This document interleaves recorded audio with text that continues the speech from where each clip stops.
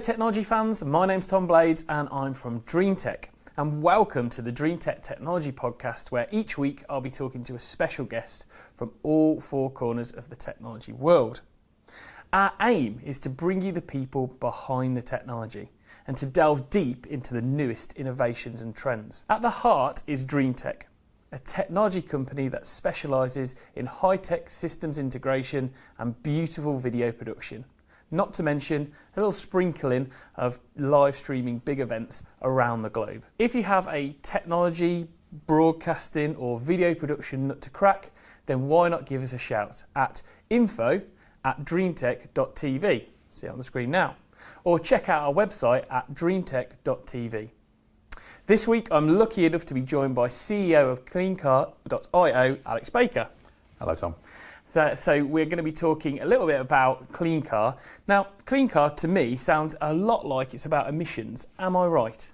Absolutely, yes. So the UK government and many other governments are on a mission to try and cut emissions in our cities.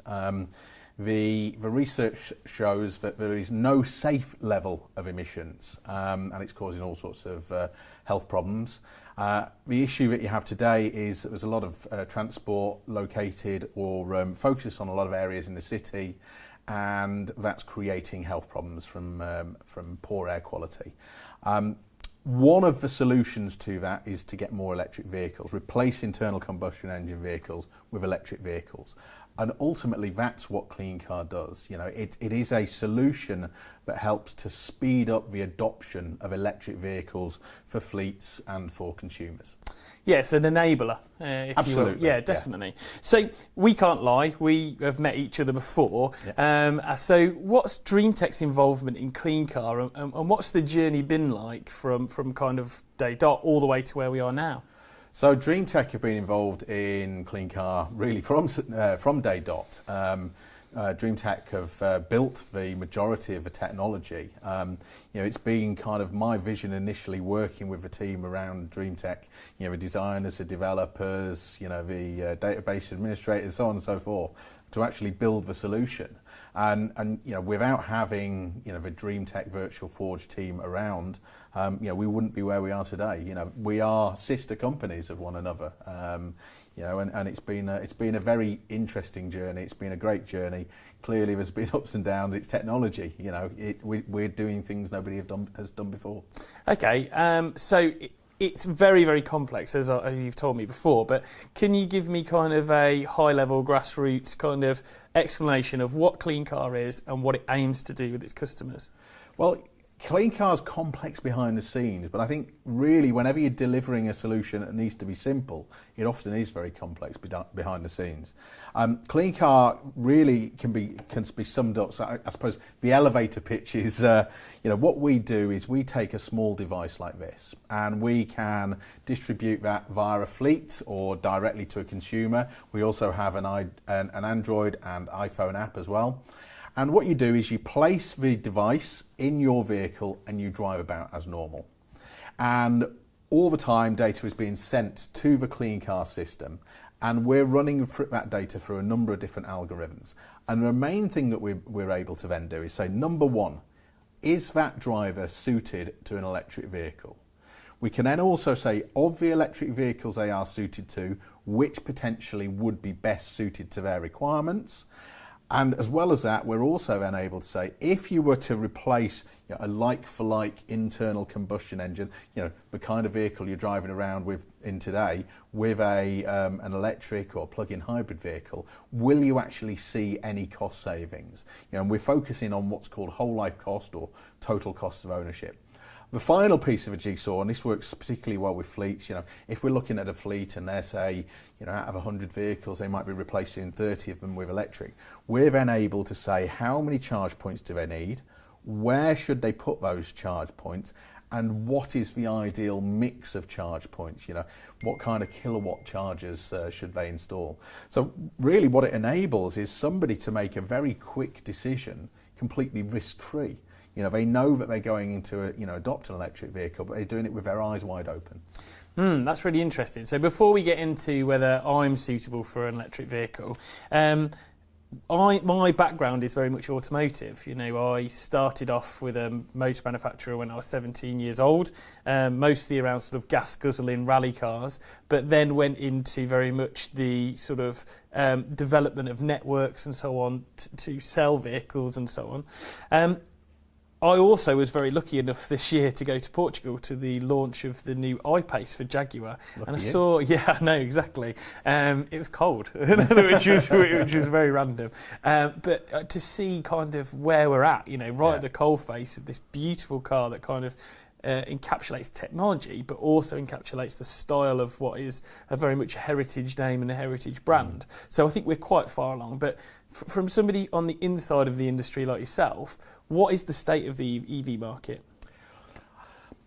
So I don't think the industry has done itself any favours up to this point. There has been some very strange vehicles that started the movement. Ugly, I would say, yeah? Yeah, well, not necessarily ugly, but, kind of noddy cars, I've heard people describe. These days for cars, they look a lot better. They've got a much better range, as in they'll go a lot further. And practicality-wise, they're as practical as any other vehicle that's out there. Certainly, one of the things I hear a lot from people who drive electric vehicles is they're a lot more fun to drive as well. They are very, very quick. We were talking earlier about the P100D Tesla. Oh, yeah, of course. That's an absolute monster of a car to drive. But the industry needs to do more. When you look at the stats, certainly within our database, there's about 20,000 available variants on the market today of vehicles. That's a lot. It's more than I expected, yeah. Well, it's 20,000 available total vehicles. Only 0.7% of all of those vehicles available are electric. And around about 2% are hybrid, plug-in hybrid, and so on. So when you actually look at the percentages that are available on the market, there's not a lot to choose from. Yeah, and I think that's it really. I mean, I remember doing an interview with some of the people within the network of the manufacturer I used to work for, and they were screaming for a normal vehicle with an electric variant or a motor variant attached to it, instead of these kind of newer shaped or kind of moon buggy style, as you mentioned. So I do identify with that. I mean, again, I identify with the fact as well that we've gone a long way into try and make these things seem more towards sort of sporty range. So the I-Pace, for example, I drove was 400 PS. I mean, it's ridiculous. And the launch that you can get from the torque of the motors and everything else. I think you've answered one of my questions there. Are we making enough? And I think that's a no. Would you say? No, definitely we're not making enough. Firstly, there's not enough available models. What is out there is pretty good. But, there are stock issues at the moment. If you go out, and this will change, and, people will look at this in a year's time or 2 years' time and say, well, what stock issues? But, as I sit here right now, it could be 6, 8, even 9 months before you get the vehicle that you order. And is that an engagement thing from the manufacturers? Do you think they're just not engaged with EV? Do you think it's fallen? It depends on the manufacturer. Yeah. There's some manufacturers that have just been surprised by the uptake. They set their targets a year ago on how many they were going to make, and they're just not making enough. There's other manufacturers who they're a long way behind. They kind of waited to see, what success, the likes of the Nissans and the Teslas and so on would have. And now they're in catch-up mode, and they don't have any viable electric options, and those are just coming through the line. There are some interesting vehicles that are not far away from being launched. And what about sort of government restrictions and so on? Like obviously we hear of all the good things, about the emissions and everything else, but is there anything in place to kind of restrict the amount of these cars that can be sold? I'm talking infrastructure, I'm talking, the ability to put tax on these vehicles or whatever it might be. At the moment, the government seems to be doing what they can to promote the use of electric vehicles. Certainly the UK government, they're going to have a ban on the sale of anything other than electric vehicles by 2040. They want at least 50% of vehicles on the road by 2030 to be electric. There's government grants against the vehicles. There's grants for installing the charging infrastructure. The public infrastructure that's out there today, it's not good. Yeah, I have heard it likened to public toilets. It's kind of nice to know it's there, but you'd much rather it's a good way of putting it. Much rather charge your vehicle at home. It's and certainly with my vehicle, I have a Nissan Leaf. I charge that mainly at home with a very, very occasional public charge. So we'll get onto this a little bit later and kind of the lifestyle. But actually, when I went over to Portugal with the I-Pace, that was one of the things that really struck me, is the fact that you effectively have a fuel station at home every single night. Yeah. And really, that's what people miss out on. They think, oh, I'm going to be charging at a petrol station or charging at a car park or charging at a service station, when the reality is they probably will never charge anywhere other than their home. Yeah, really. Well, I've got friends who've got an electric vehicle. They've got a son who's 3 years old. Their son has never ever been in in a petrol station, and the plan is they never will do. But that's one of the things I absolutely love about my car. I just plug it in at home, and I start the day with 86, 90 miles of range. I think there's an education piece that needs to be done. At the moment, many people, I've got an electric car. I've also got a diesel. I fill that up with diesel. I've got 650 miles range on that diesel.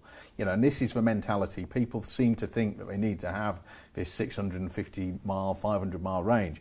Actually, when you break it down, that's what a big part of what we help people do with Cleancar is, actually understand how they're using the vehicle.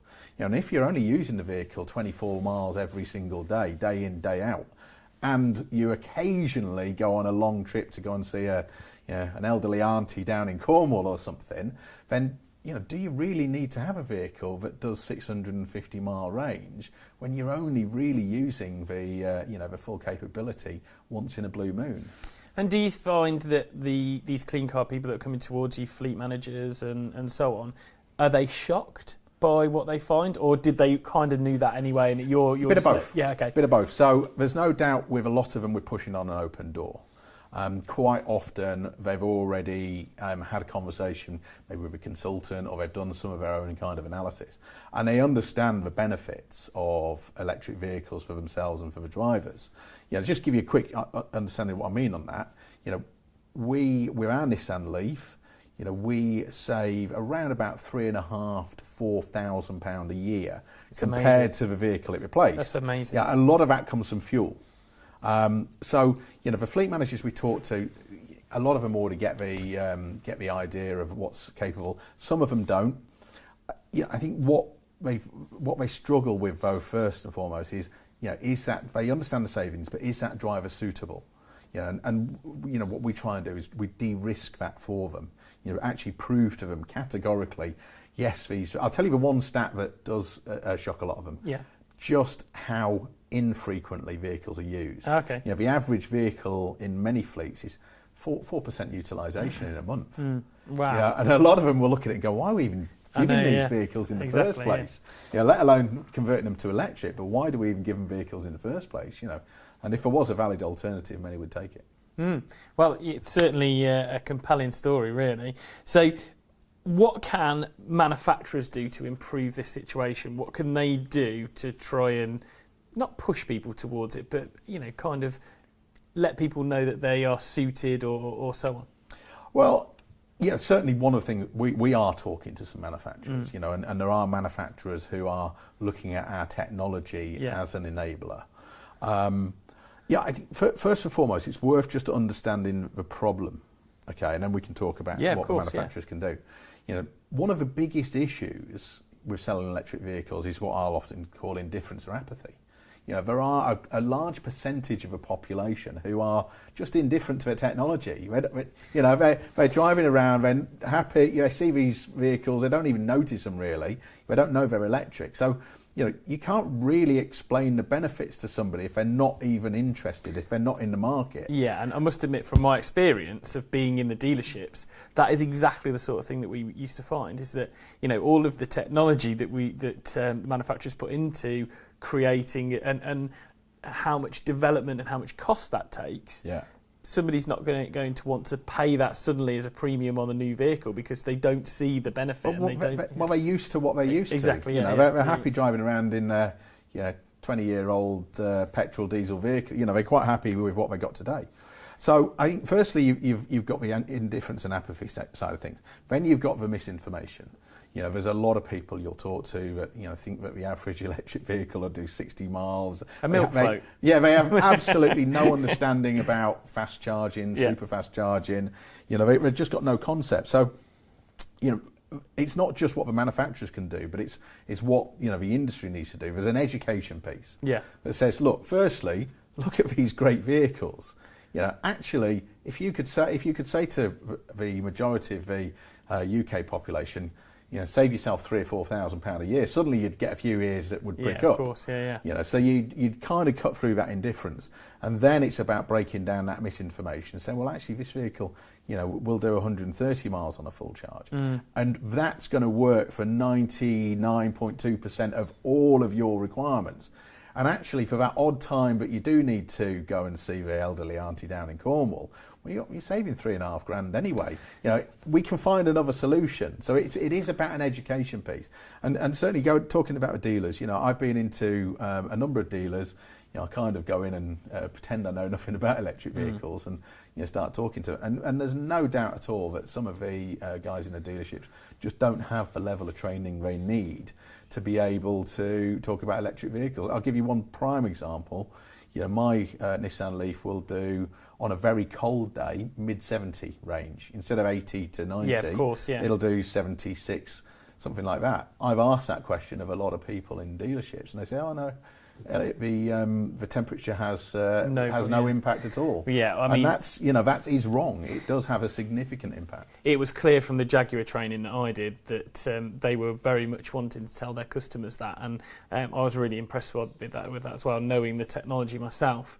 I mean, what I'm kind of alluding to really when we talk about the manufacturers is that I have been in a recent situation where I've looked at the way that diesel has been kind of victimised within the last few years, predominantly working in a business that sells mainly diesels, and suddenly petrols are winning, and they're selling lots of petrol vehicles, and they've got loads of stock of diesel vehicles, and that's a big problem. So, is it a case that manufacturers are saying, "Oh, hang on a minute, we don't want to tell everybody that these cars can save them £3,500 more because suddenly we'll have a load of fields of diesels and petrols everywhere, and we won't be able to sell them." Do you think there might be an element of that? I'm sure there is an element of that. There's no doubt that there was a lot of effort to prove that diesel was the most CO2 friendly fuel. Unfortunately, while it was CO2 friendly, it wasn't necessarily doing any favours on a lot of the other gases, like NOx and the particulates and so on. Yeah, of course. Now, a huge amount of technology went into that. There was a bit of cheating went into it as well, as you well know, with the VW scandal and so on. There's no doubt that the manufacturers will want to try and move some of that stock. But the key thing is, though, sitting here today talking to you, the electric vehicles that are available today aren't right for everybody. They're not. Of course. The I-Pace has a fantastic range, but it's a very expensive vehicle. Not everybody can afford. In fact, only a very small percentage of people will be able to afford a vehicle like that. Yeah, of course. Or like a Tesla. And actually, for a lot of people, if you're working as a sales guy for one of the large businesses around the UK, and you're up and down the motorway every single day, a diesel probably is the best vehicle. Certainly, potentially better than a petrol.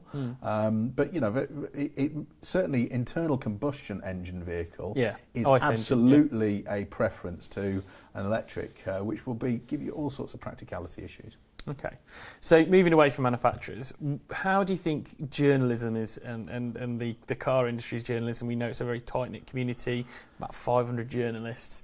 Are they fully on board and excited about it now? Because let's be fair, the milk float scenario has come out with them a few times, but it seems to be moving in the right direction to me. But how do you feel? Look, at the end of the day, it doesn't help when the likes of three of the most famous motor journalists, the Top Gear guys, go and do some of the things they have done, which in some respects the Grand Tour. Well, but those guys, anyway, you know what I'm talking about, and they've.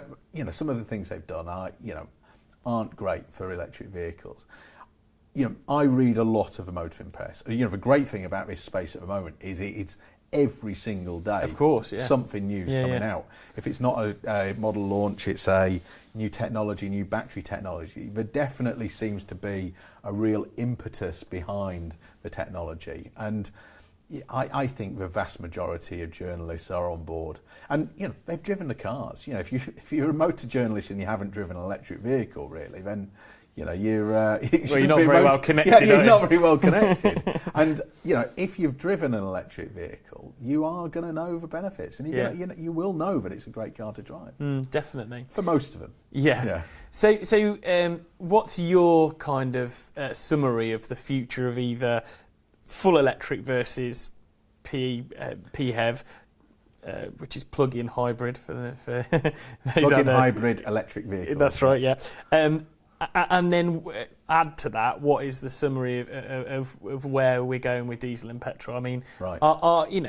Are ICE engines, are we going to see them in some way, form or other? I know Fisker, for example, used to have a generator on board, and I think the Vauxhall Ampere, that's a sort of a generator on board that creates electricity. Are there going to be ways around it, or are we just talking? I love this subject. Okay, love this subject. All right, okay. So, at the moment, the vast majority of plug-in vehicles in the UK are your plug-in hybrid vehicles, particularly things like the Mitsubishi Outlander. Now, my view is that PHEVs, plug-in hybrid electric vehicles, have got a very short shelf life. And the reasons being, there's a number of reasons, but what we're finding at the moment is that the range of the battery electrics, pure electric vehicles, is increasing all the time. And you're going to see, the manufacturers, the likes of the Nissans and the VWs and the Skodas and so on and so forth, certainly Hyundai, Audi, all of them, yeah, saw you they're going to be coming up with the 60, 70 kilowatt batteries that are giving 250, 350, 400 mile range on a single charge.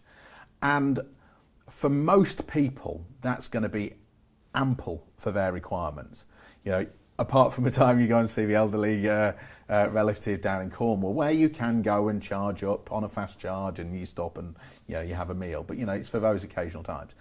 Anybody that falls outside of that scenario, is really somebody who's doing very, very high mileage. Now, my view is that the plug-in hybrid electric vehicles aren't any good for that.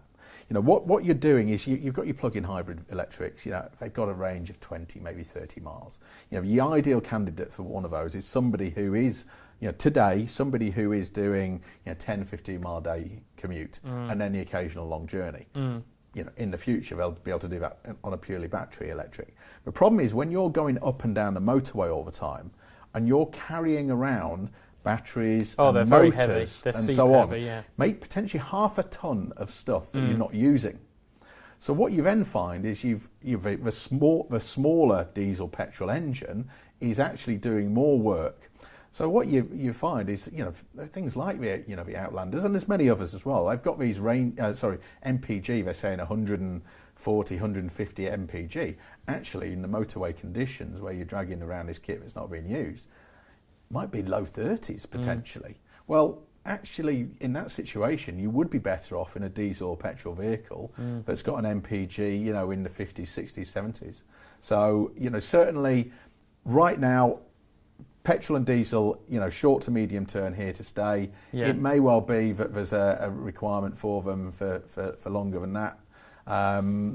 But we'll wait and see. Let's wait and see what the manufacturers come out with. And the clever consumer now can really get hold of those real-world emissions and real-world MPG figures, can't they?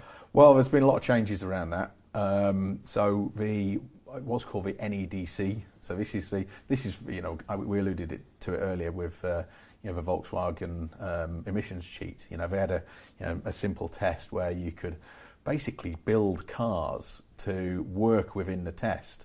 And it would tell you, you could have these crazy high MPG, really low emissions. So they realised that was broken. It was old, it was broken, and what they've done now is they created something WLTP, which is it's a better test. It's a more real world test that's going to actually prove whether or not it's going to give you more realistic emissions.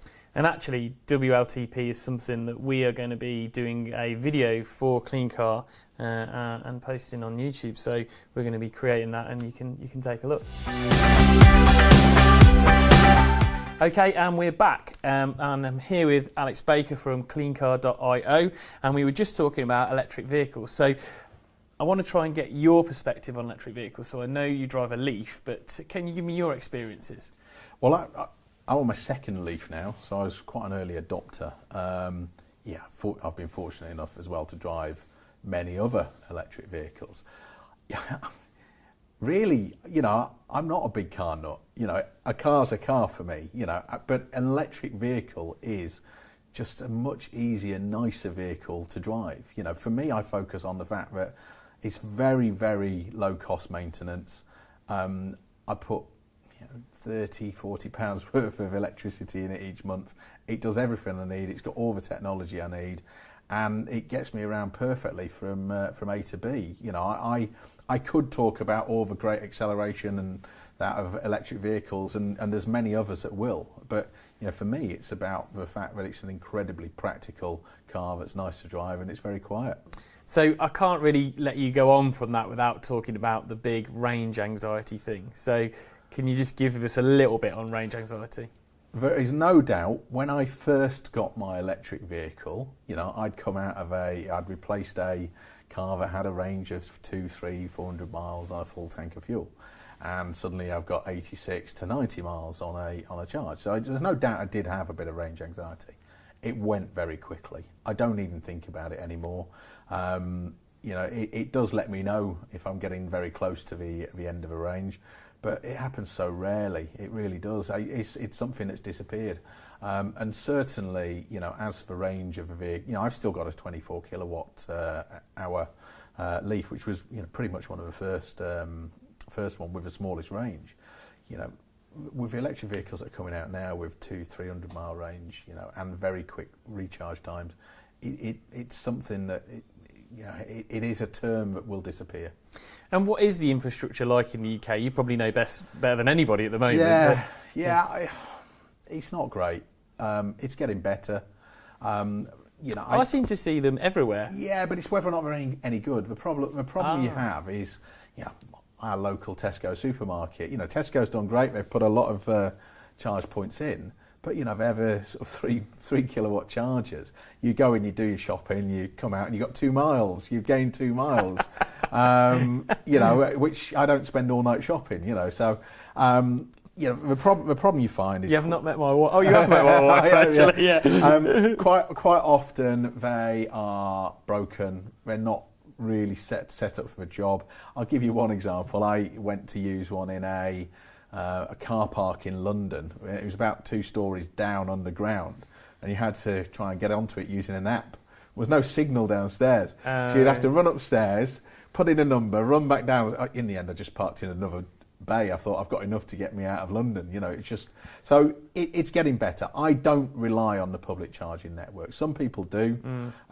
You see, the other issue is I've test driven a number of electric vehicles, and when they've been given to me, you get a stack of cards, RFID cards, 9, 10, 15 different cards for all the different networks. Of course, that are out there. It's not standardised. It's not standardised, and actually, if somebody could standardise it and just have one way of paying for it, or just one network, it'd be a lot easier. But the focus for me is I charge it at home. I really don't need to use it very often. Yeah, and I think that's what we alluded to earlier, isn't it? That most people don't fill their car up with petrol every single night, but that's exactly what we're doing with electric vehicles. So that's something that really excited me, and I hadn't really taken it on board, but it definitely came home. What about these people that live in flats and condos and all those sort of things? What is in place for them to try and get the same sort of charging? Yeah, running cables out a window. Well, Yeah, that is an option. It's not necessarily the best option. All these zip lines, down to the electric cars. It'd be a good way of getting in your car, wouldn't it? Yeah, it would, yeah. Anyway, there's a lot coming out. So there's a big government grant that's it's on at the moment. Looking at on-street parking. There's the whole parking, a bit like use your toothbrush, where you park over a kind of wireless charging point. Like a docking station. Yeah, like a docking station. You park over it and it will charge the car. That's something they're looking at.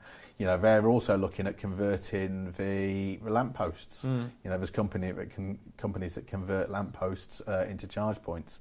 I've seen some on Facebook where they've they've done that illegally. Well, yeah. Well, there's some guys that are doing it properly. Of course, I think for now, where we focus on the low-hanging fruit, the easy wins. The guys who, can park at home and can put a charging point in. My view is quite simple on this. Is actually the market need will generate ideas and solutions for this. So rather than saying, oh well, let's not bother because that guy who lives on the 15th story, it's just too difficult. Yeah. Well, let's focus on the ones where it does work, because if you get enough money and you get enough excitement into the industry, solutions will come along. Of course, yeah. A little bit like my idea of having an electric camper. I mean, every camp station. Anybody who wants to get in touch to help me make that come alive, that dream, then feel free. info@dreamtek.tv. So what happens if we suddenly all go towards this infrastructure and we all get electric vehicles? I read a tweet that you put out the other day about, can the grid handle all of these extra vehicles? Can it? Yes. Oh, great. Okay, that's it. Short story. Goodbye, everybody. No, that's not the only answer. Yeah. Okay. Okay. So yes, and there's a number of different reasons why yes. So firstly, you've got something called smart charging.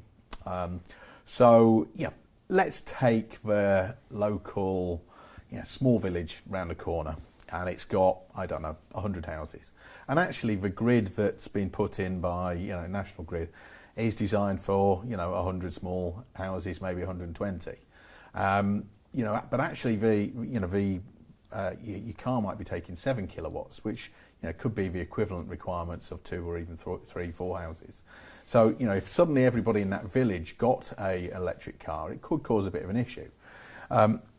Excuse me. So there's quite a bit of work on smart grid at the moment, where effectively the charge points communicate with one another, and you put a bit of charge into this car, a bit of charge into that car, and really what it's doing is it's managing the grid requirements in those areas where there is a potential to blow the grid. The other very, very interesting area for me, and we're working on a fantastic project at the moment, not far from here in Oxfordshire, called V2Go, and that's around what's called vehicle to grid.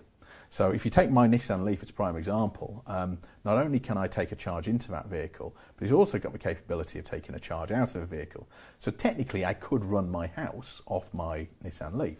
Wow. Now, yeah. So, but think of it this way. So, and I'll try and make it as easy as possible, because there's a lot of different versions of vehicle to grid. But think of an organisation like Royal Mail, 47,000-ish vehicles. If they were to convert all of their cars to electric, there would be certain depots that could potentially put quite a high demand on the grid. But equally, think about the way those vehicles are used. They come online, early-ish in the morning, 4, 5, 6 o'clock in the morning, and they're coming offline. They're being parked back in a depot 4, 5, 6 o'clock in the evening. Now, we build our grid based on the peak requirements. So, we make sure there's enough energy for peak requirements, and those peak requirements, bit of peak in the morning, biggest peak is in the evening, sort of 4 to 7 p.m. And during the night, the gas gets turned off, the coal gets turned off, so on and so forth. So we run the grid down at maybe, let's say, for example, 14%. What you could have with Royal Mail, as an example, is actually they charge those vehicles up during the night, as they would. They go out, they do what they're supposed to do, they come back, and there's residual charge in those vehicles. Those vehicles could be plugged into the grid and could be seen as, well, they would be seen as grid batteries.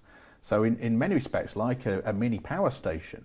So that the extra charge that's left in those vehicles could go into the grid at peak times, and then it comes to 7 o'clock, no more requirement, charge the vehicles up, and you're doing that in a constant cycle. And I suppose that would help with battery conditioning as well. Well, there's research to say it does. It's a bit like your iPhone. If you're constantly sort of charging it up in the 80 to 100%, 80 to 100%, it's not doing it any good. Whereas if you kind of almost massage the battery and go through deeper cycles of charging, it's much better. So Warwick University, not far from here, they did a piece of work that showed that battery massaging could be very beneficial to the electric vehicles.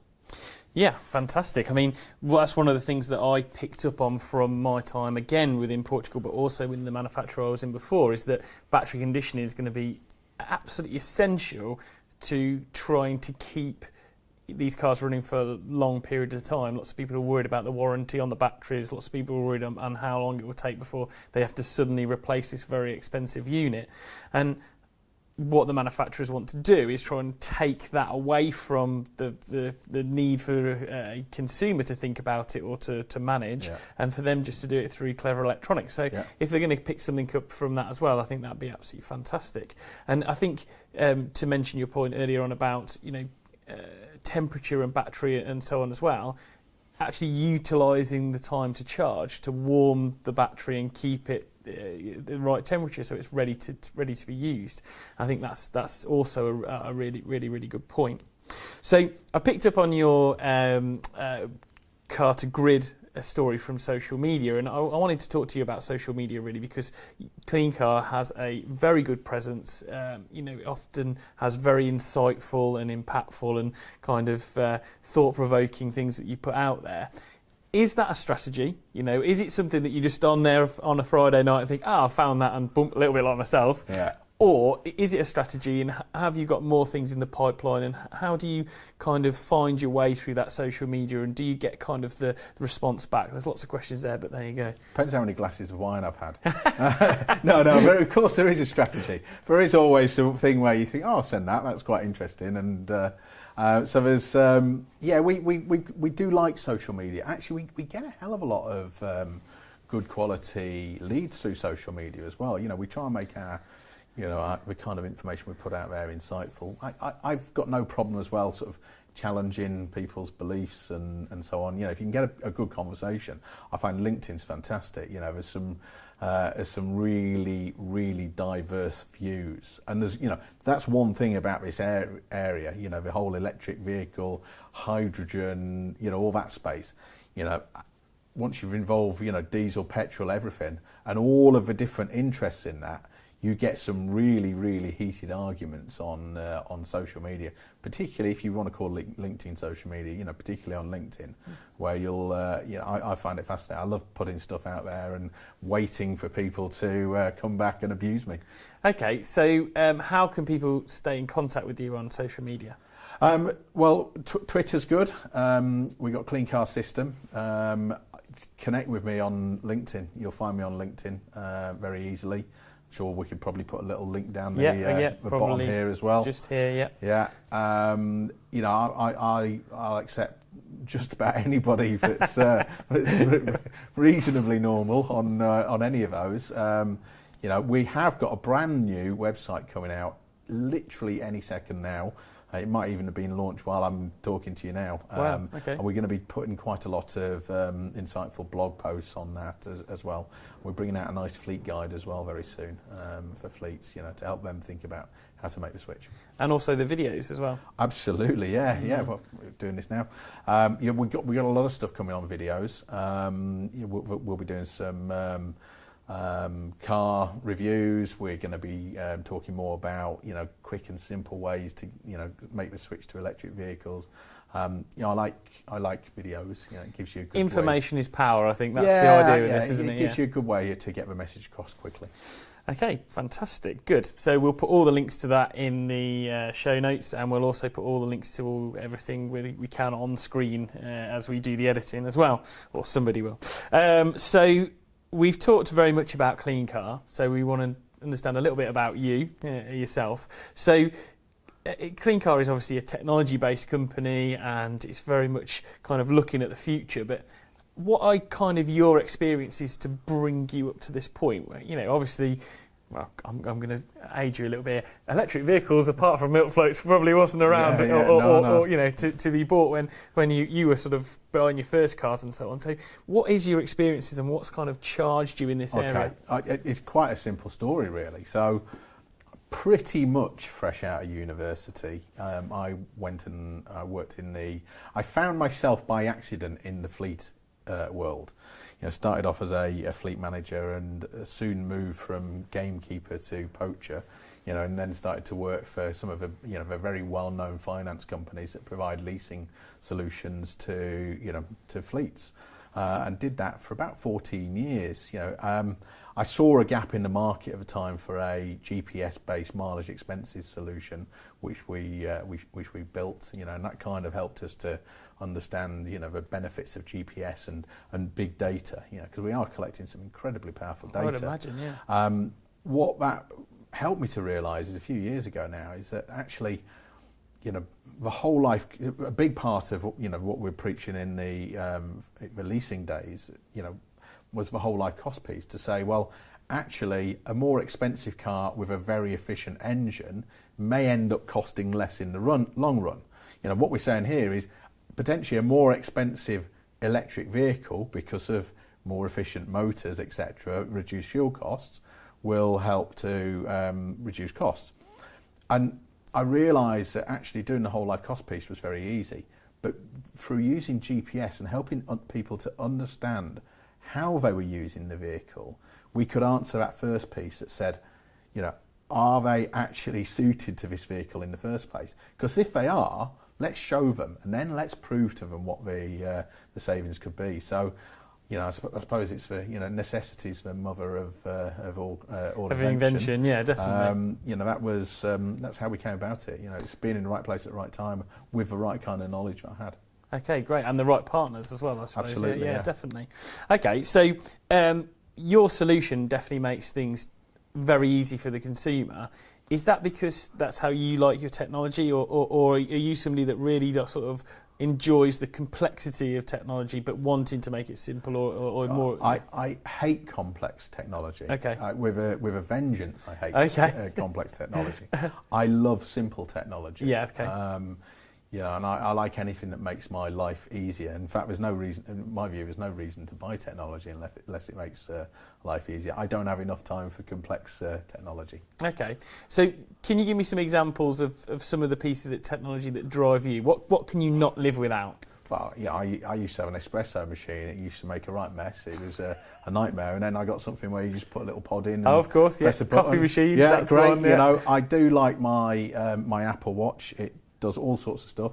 A lot of stuff I don't need, you know, but equally the bits that I do need are, you know, it does it in a very powerful way. Are you the kind of person that always updates their iPhone as soon as one comes out? Oh, of course, yeah. Within a matter of seconds, yeah. It's caused me some problems doing it as well in the past. And of course with the electric car, you know, it's, again, I say I'm not a big fan of, it's not for me about the speed or the vehicle or anything. It's just a really simple vehicle that helps me to get on with things in a very, very easy way, and it saves me a lot of money. Great, fantastic. So, talking about the future then, what does the future for Cleancar in the short, medium term look like?